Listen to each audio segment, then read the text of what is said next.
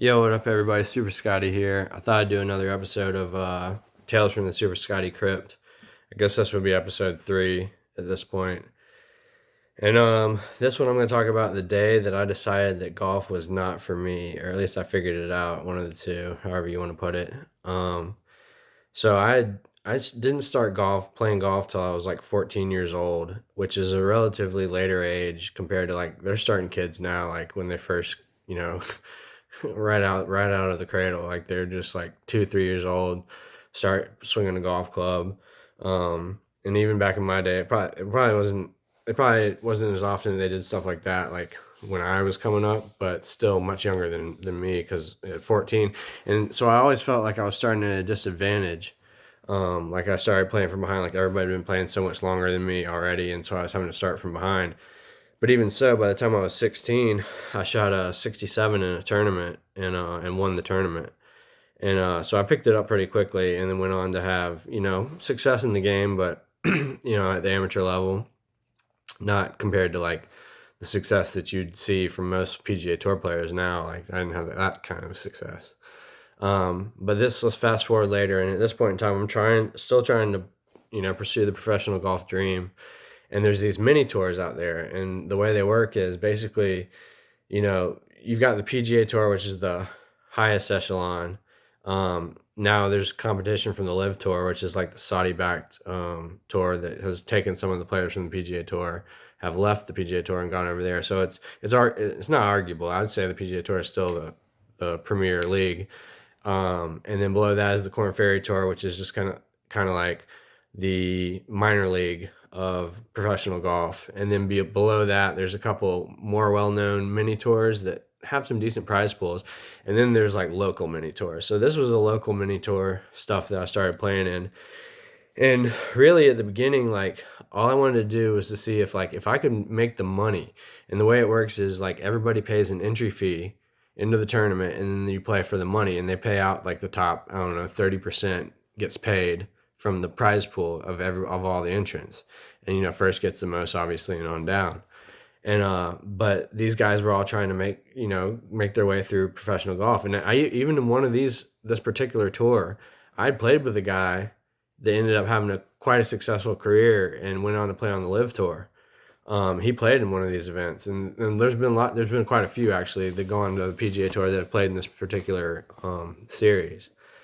Um, so I think at this point in time, I had come close to getting in the money. Like there was one tournament where I think I was one shot outside the money, and I kept getting, other times I wasn't that close, but there was one time I got real close. And then on this particular day, and I've been working really hard on my game and everything like that. And on this particular day, I was playing really well. And I think I was like 3 under par through like 12 or 13 holes. And I had a putt, not a long putt, to go to like 4 under. And then all of a sudden, and pressure in golf had always kind of like gotten the better of me for the most part. When the pressure, there's been times I'd come through in the clutch for sure, but then there's other times when it's all about the pressure you put on yourself. It's how big does the moment matter to you, and that's when it really matters. Like, can you come through in that situation? I'm sure there's ways that you can play tricks on yourself, on your mind, and make it seem like, oh, this is just another shot. This is just like practice. The greats probably have ways of dealing with that everybody has their own way of dealing with it, I'm sure. But anyways, so in this moment, so what I ended up doing on that hole is actually from fairly short distance, I 3-putted for bogey. So it dropped me back to like 2 under. But like what I sensed though right then was that all of a sudden the competitive atmosphere of these guys are playing for a paycheck. Like some of these guys are looking to make money off this. I was just trying to like really gauge my ability in the game of golf and like kind of see where I was at and see if I could make the money, and then maybe like go on and keep propelling me forward. But there were guys out there that were made enough money on this tour to practically make a living. Like so all of a sudden I got this sense of like competitiveness from the other guys when I was like playing well, that they didn't not only did they not, I mean, sure they wanted to do it with their own clubs, but I got this overwhelming sense of they wanted me to screw up too. Okay. Now, maybe that was all in my head, but at the same time, it could be true. And even if it wasn't, that's part of the game too. Is like getting over. That's another mental hurdle that you have to like deal with. Is like they say golf is such a mental game, and it really is. But there's just little nuances like that that make you like where you have to really grind and buckle down. But the thing about it is like I didn't want it to be that way. I wanted us all like if I wanted to win, if I want to win at golf, I want to beat somebody at their best. I don't want them to screw up and that gives me the victory. You see what I'm saying? Like I want them to play their best and me to play my best and I still win. Yeah, and I just got this overwhelming sense from the other guys, like even guys from other holes, like as the holes crisscross back on each other, like guys from other groups, I felt like they were looking at me and like, checking out who was playing good and who and everything that was going on. I don't know. Maybe it was in my head, but at the same time, these guys are it's like I'm taking food out their mouth if I'm the new guy, so to speak, if they don't really know me that well compared to all these guys that have been on this tour for a while. Um, and I'm taking, their money, like they're wanting me to mess up. And maybe that's, it's all part of the game. But bottom line is I made bogey there. And so the wheels started coming off. And by the time I got to the 18th hole, I was one over par. So I had one hole to go and I was one over par. So I figured even par had a good shot at making the money that day. And so I still, at the time I was like three under putting to four. I could have thought about winning the tournament, but that was out the window at this point. Now the goal was just like I just want to make the money for once because I'd played in a handful of these things. Not like these other guys who are there every week for every single week, but I played in a handful of these things, and I just knew I was just like even par will probably make the money. So I need birdie on the last hole. Well, the good thing is that it was a par five, which is an easier hole to birdie. And I had played this course years before. I didn't remember it that well, but I didn't get a chance to play a practice round that week. But I played it years before, and the 18th hole is a par five. So the fairway goes like straight out to the left a little, like angled to the left just a touch. And then there's a wall of trees to the right of the fairway. Okay. And what actually happens with the hole is it bends around behind that wall of trees and then goes straight uphill to the green. So I figured if I'm going to make this hole easier on myself, I have to take a risk, and I'm going to try to bomb it over the trees and hope that there's fairway out there. First of all, I didn't know because I hadn't played this course since I was like a kid, and so my distance was drastically different at this point in time, and also I wasn't exactly sure where the fairway was behind those trees. But I knew if I aimed out there, I looked at the scorecard or whatever. I think there was a picture of the hole somewhere, and I kind of saw that that's where the fairway should be, and also the carry based on the yardage. So I figured like I would have to hit it around 300 yards on the carry to get over these trees, and it should be my line. But basically, it was like a blind shot, and it was really clutch situation. You know what I'm saying? Like I knew I needed birdie. I have to pull this shot off. And of all the times that I hadn't pulled shots off in this situation, I'm telling you, I aimed over the trees and cut off the corner or whatever, and I hit this ball dead center of the club face, dead on my line, smashed. I mean, absolutely hammered, like everything you could ask for in a drive. And then the question was just like when I get up there, is it going to be in the fairway? Did I carry the trees or not? You know what I'm saying? Like I didn't really know, but the point is I put it all out there on the line and I pulled off the shot. So now I'm looking good to make birdie because on a par five, like this cuts off the distance in drastically. And I probably could have like an iron into the green. And then if I hit it on the green or around the green, it's either a two putt or just a simple up and down for your birdie. Get out of there, shoot even par, and then hopefully you make the money. And like that was just, there was no leaderboards going around, so you couldn't say for certain that was going to be the money. But I just had this feeling, this gut instinct that like, yeah, even par makes the money today. At that point in time, I just got a sense of it. I mean, I could see what the other guys in my group were doing and stuff like that. But I get up there and we finally pull around the corner around the trees, and I see my ball and it's in the middle of the fairway, like just awesome position. But then something's odd about it. Like when I get up there, I'm starting to see like it's sitting down a little bit, which is strange for the fairway, right? It should be sitting up. You should be able to see it really well. I get up there, and if this ball isn't in a divot, that's like the biggest, deepest divot I've ever seen in the fairway in my life.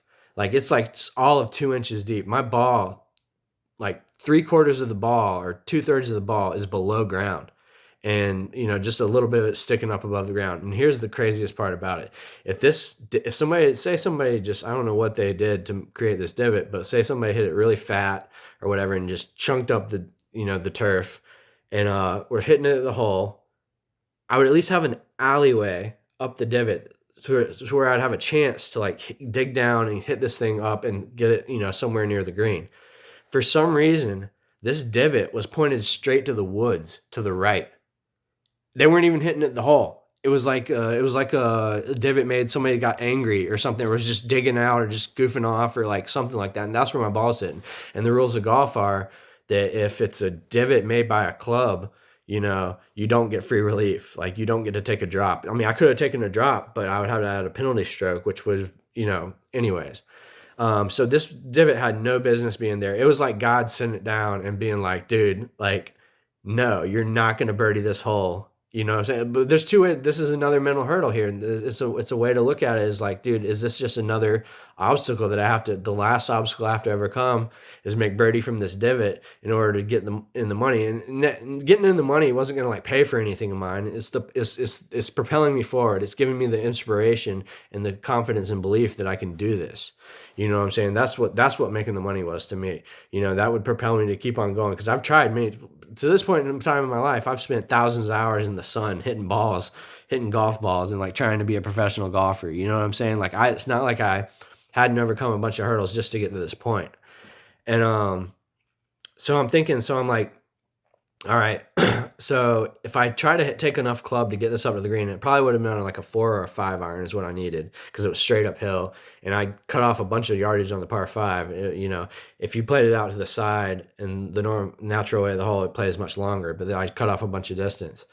And if I played the club that I needed to get to the green, the trajectory would be so low that it could hit the face of that divot and just shoot anywhere. It could go off into the woods, anywhere, and your club would stick in the ground and stuff like that. And so what I had to do was take like a much higher lofted club. I think I ended up taking like 7 iron and hoping it would get out of there. I can't remember.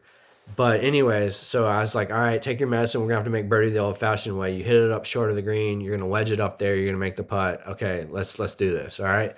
It discouraged me. Don't get me wrong. Like it was heartbreaking, and but at the same time, I didn't want to give up on the situation. But there was just this nagging doubt, though, still in the back of my mind, being like, dude, you're not gonna make birdie now. This is a sign, basically. You know what I'm saying?